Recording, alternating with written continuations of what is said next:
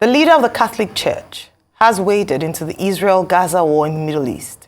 Pope Francis yesterday waded into the ongoing attacks and violence in Israel and Gaza, saying enough to the killings that had claimed children and women, among others. Francis, who called on the humanitarian corridors to allow the delivery of essentials to the Gaza Strip, which is under heavy Israeli bombardment following a bloody attack by its rulers, Hamas, insisted humanitarian laws must be respected in the midst of the fighting.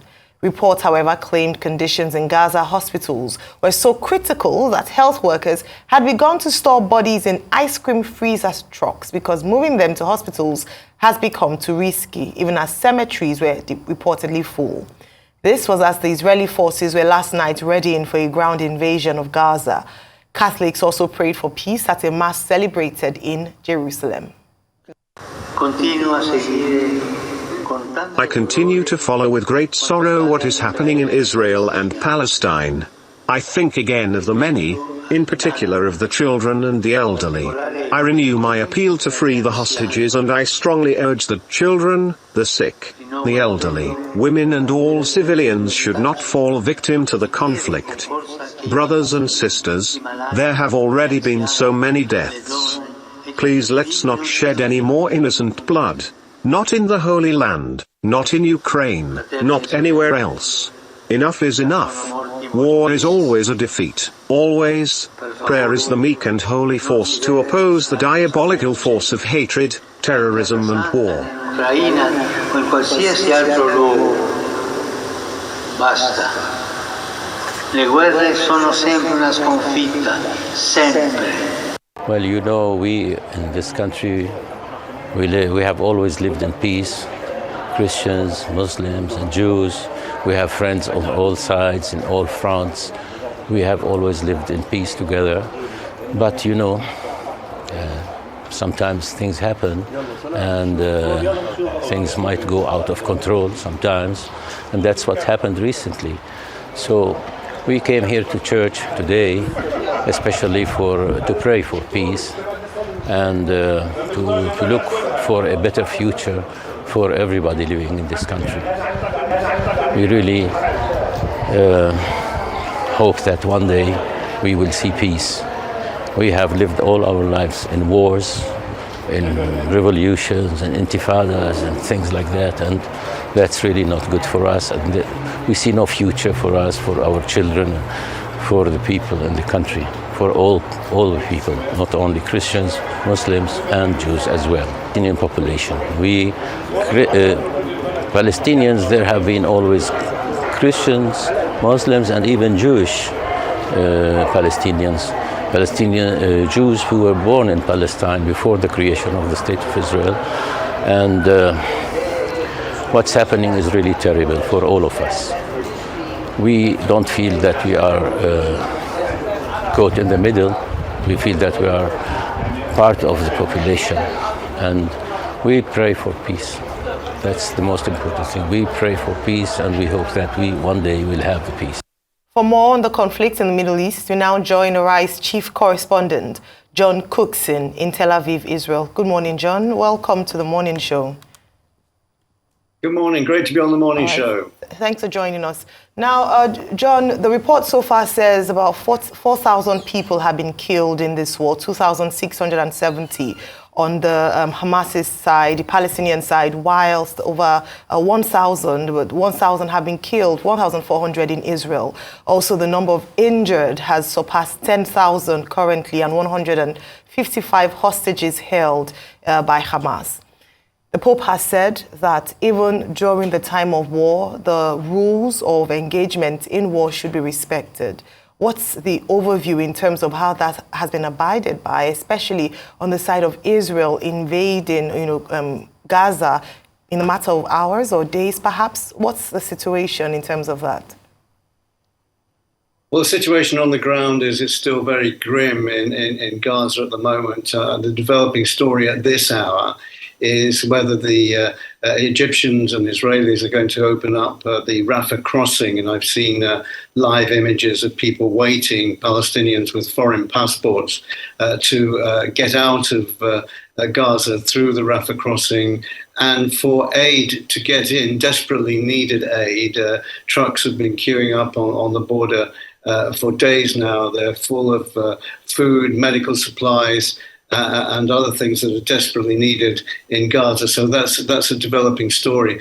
As for the rules of war, well, Israel has been warned many times by Western leaders to follow international law. I mean, there are laws that everyone in the, if you like, the civilized world accepts, that civilians shouldn't be directly targeted. And of course, that's difficult for Israel at the moment because Gaza is a city, a compact city, a crowded city.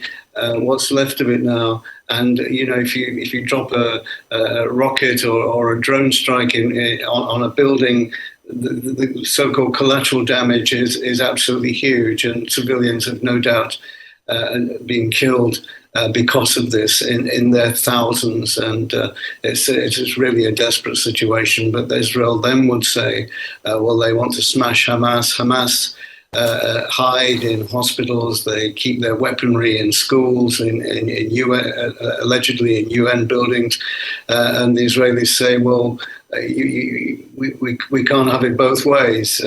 They either eliminate Hamas in an urban area, or they let Hamas run riot. And this is the difficulty that the Israelis face at the present time. President Biden has spoken on a 60 Minutes interview on CBS television last night, urging Israel to be in restraint in any attack. And also he said that occupying Gaza would be something that the US would not support.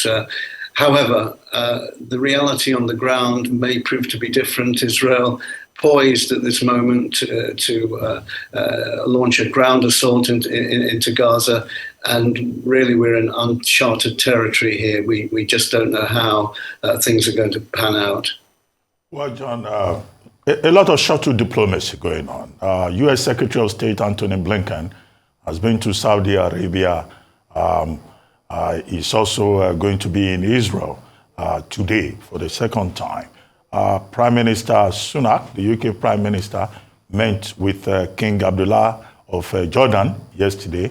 Blinken is also calling on China to intervene. And you just mentioned President Biden. But the Israelis are saying, look, there's no other option. They will demolish Gaza. So is there any hope for all these interventions from the Pope to President Biden, to Blinken, to Prime Minister Sunak? Is there any hope? I'm afraid to say not. I think the Israelis will do it their own way.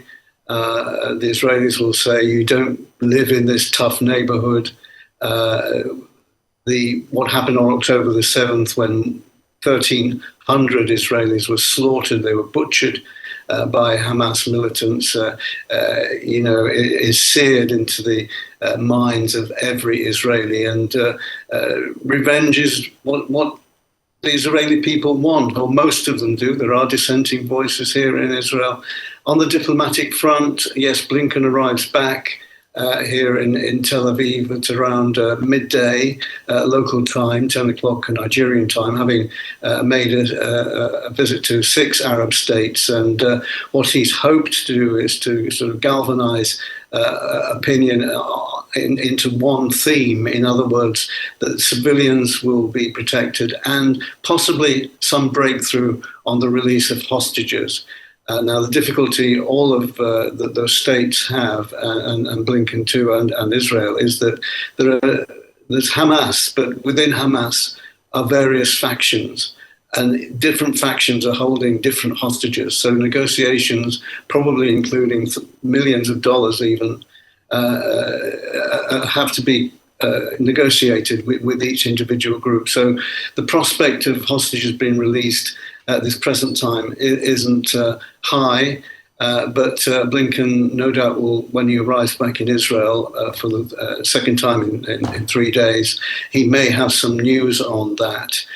So the diplomatic efforts are ongoing all over the world, including, as you rightly said, China is offering to mediate. But when it comes down to it, Israel will always do what is in Israel's best interests. And Israel at the moment wants to smash Hamas.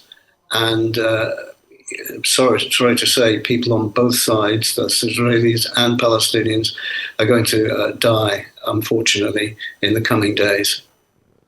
So the other problem is the factionalization of the groups, even in Hamas.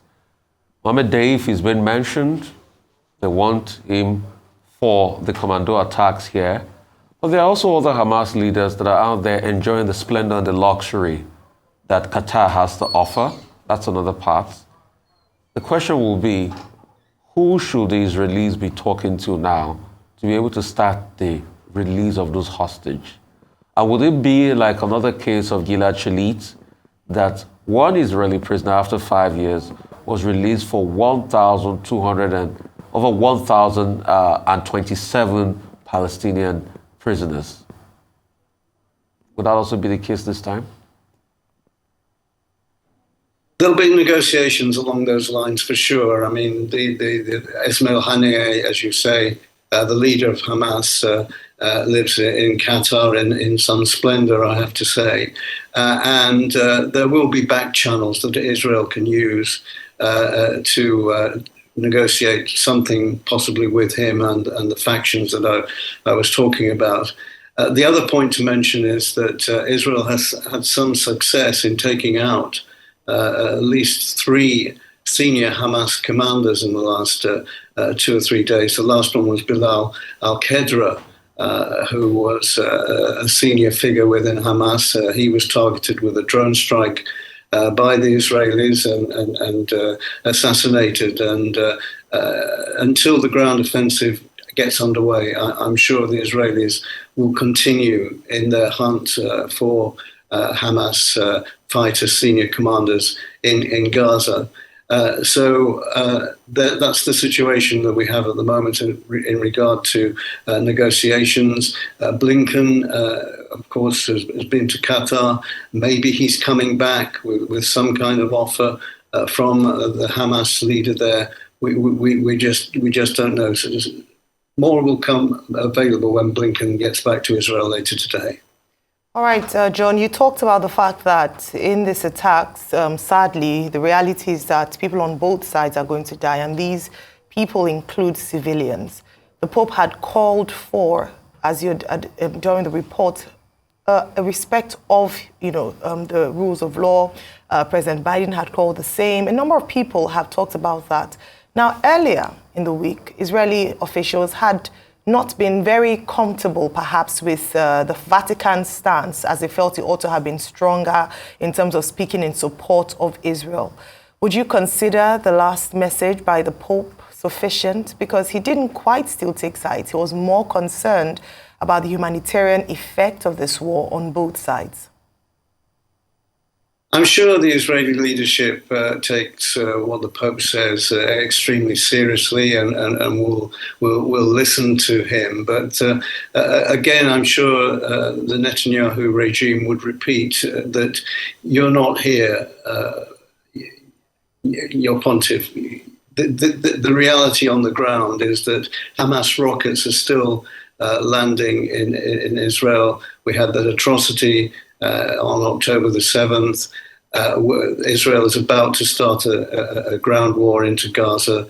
And although what the Pope says will be taken very seriously, as I said before, Israel will do what it has to do in this situation. And frankly, we're all holding our breath at the moment to see what happens in the coming 48 hours.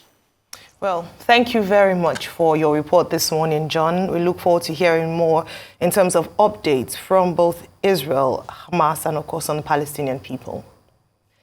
Arise News, in other news, has won the Africa Illustrious Award in the media category as the best television station in Nigeria. Our producer, Ozzy Okoli, was at the award ceremony at the weekend and also stood in for Rufai Oseni, an anchor on the morning show, our very own Rufai Oseni, who was also honored at the event which held at the Oriental Hotel in Ikoyi. The 2023 edition of Africa Illustrious Award had a touch of glamour and excellence, with the Nigerian Army Band in attendance to serenade guest attendees.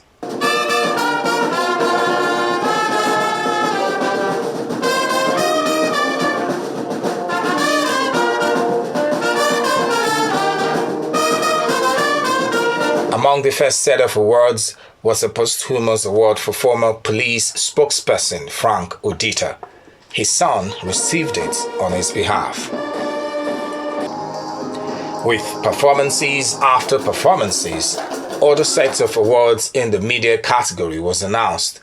Arise television program, The Morning Show, won in the media category. The winner of this award is The Morning Show. The Morning Show is a 3-hour primetime breakfast magazine program on Arise News Channel.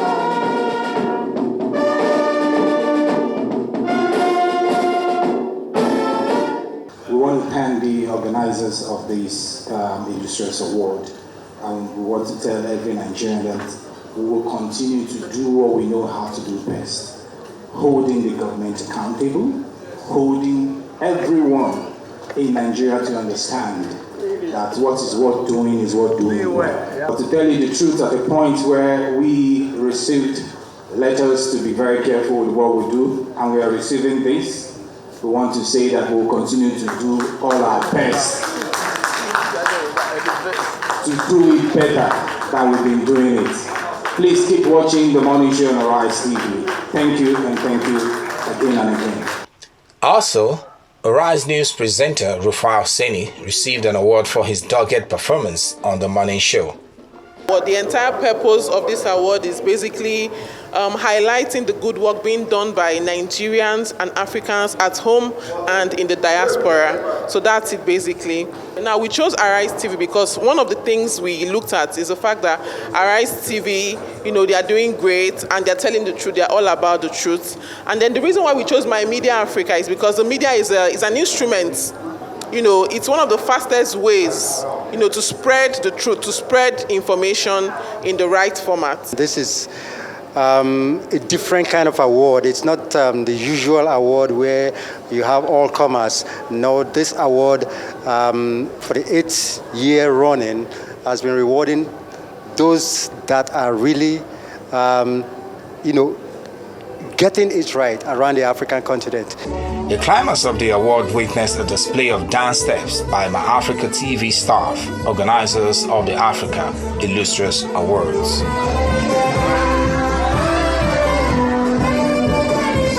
Ozzy Okoli, Arise News, Lagos.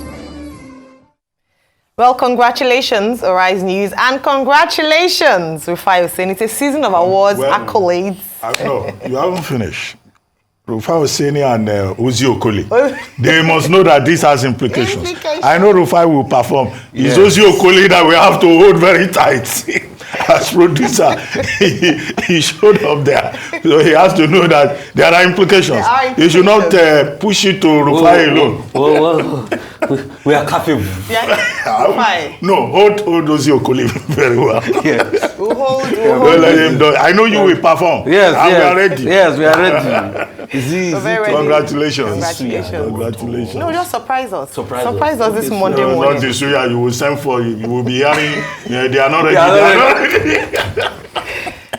Well, one of the things I must say, Dr. Bati, was in the awards recognition, especially for Rise News, behind you would see the justification for the award.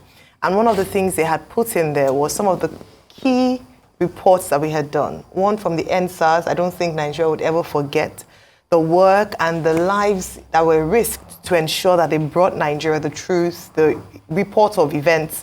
And it's won a number of awards. And again, kudos to the team who took on that particular project and just delivered excellently. And as you often say, not just those who are in front of the camera, but those who are behind the camera as well, certainly deserve their flowers this morning. So congratulations to the entire Arise News Channels team. And of course, Rufai, we're very proud of you. Well done. Congratulations. Okay, where's your award? Yes. Let's see.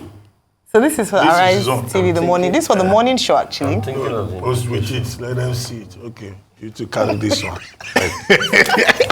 No, don't break your laptop. So this is dedicated to all the team members on the morning show and of course Arise News as a whole. Rufai, you have to take your own and share. And it's just so humbling, and this is also dedicated to the Arise Morning Show and working with the two greatest colleagues to ever work with, in the whole wide world. The OG will come for you. An OG, yes. So, and everybody working with the greatest team ever you can ever work with, and we're just so humbled. And most importantly, we thank you, our listeners, watching, our viewers every morning that watch us every time, and thank you so much. This is a big learning classroom, and here when I come here every morning, I come with an open mind to be able to learn, and I keep getting fed with a great resource, of having the likes of Dr. Ruben Abati. I mean, walking encyclopedia. The veteran, the legend, the ancestor. You too. Lots to learn from you. And by the way, you had a wonderful event over the weekend. In fact, Ayo put together the first... With Rolake, another part of the family here, put together a debating conference, for women, which was powerful, and the winner had a prize money of $1 million. I mean, it's just so humbling working with people like you and having the very best of this resource. I think what makes Arise, the secret of Arise TV is its people, the team. That's just it, pure and simple. The secret is the team, the people, the quality of people that come out here every single day. And it's just amazing. And everybody, from the head to the cleaner, the sweeper, we all do it with a lot of love and dexterity. Yes. The makeup artist. That's the secret. And thank you all of you. Thank you. You deserve it. And all of you that watch us, thank you. And of course, led by the phenomenal legend, Prince Nduka Obaigwena. Thank you so much for leading a fantastic team. Duke, Mama. Thank you.